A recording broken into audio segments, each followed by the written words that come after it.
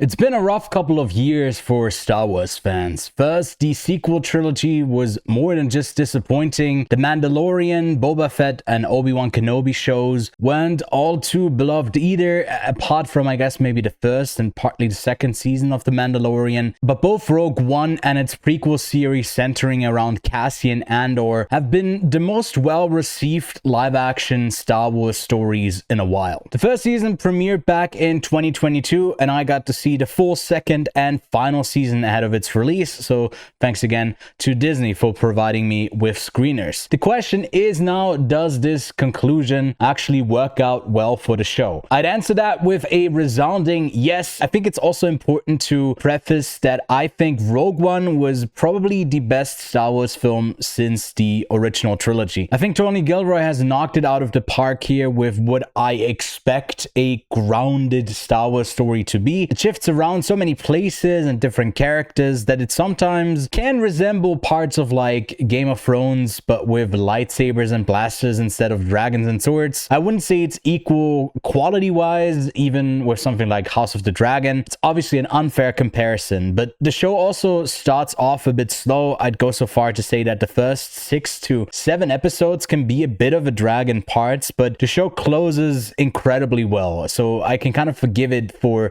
really picking up speed in the second half. Also couldn't resist rewatching Rogue One just after I was done with episode 12, so let me know if that will be the same for you. But what can I actually tell you about the stories and the characters? I'm obviously keeping this fully spoiler free, but I can say that Stellan Skarsgård and his assistant Clea might be some fan favorites by the end of the show. Diego Luna's relationship with Adriano's Bix gets also explored a bit more. That they're both really solid, but in most cases I think the core theme seems to be the toll and the sacrifice it takes to stand in opposition to the Empire. That's kind of the core theme of this whole like series. I also love how many Empire characters we get. Dedra and Cyril and many more. They all are like individual cogs that are like being turned, and in fact also turn other cogs to make this sounded wrong, but to make this whole system and the galaxy go around. So I think I was pleasantly surprised to see how dark the show is willing to get. There's also a ton of characters that we know from Rogue One that make appearances that feel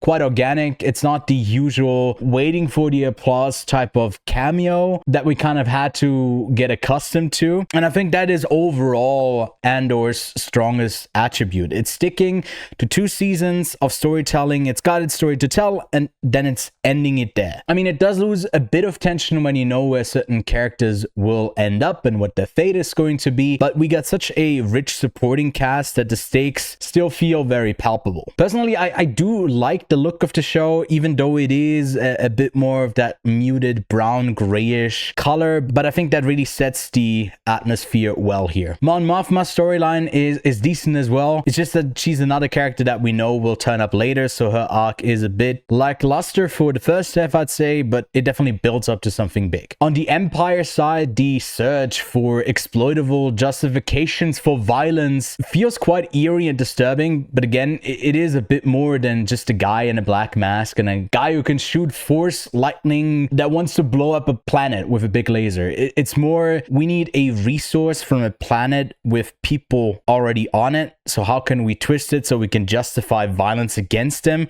to get rid of them, but also then still get the resource. That's the type of stuff that Andor is doing, and works out pretty good. It's looking at war and conflict not just through the eyes of fighting as a last resort, but all the things that lead up to it. I didn't expect that for any sort of Star Wars property to get into, let alone do it so well. I'm still gonna predict that people will be a bit more lukewarm on the second season, but I preferred it over the first one. My rating for the show overall is going to average out to a 7.1 out of 10. Again, I think the best part is definitely in its final 4 episodes. Let's see what Sean Levi and Taika Waititi have in store, but I definitely won't be holding my breath for that. But let me know what you think of Andor Season 2 in the comments.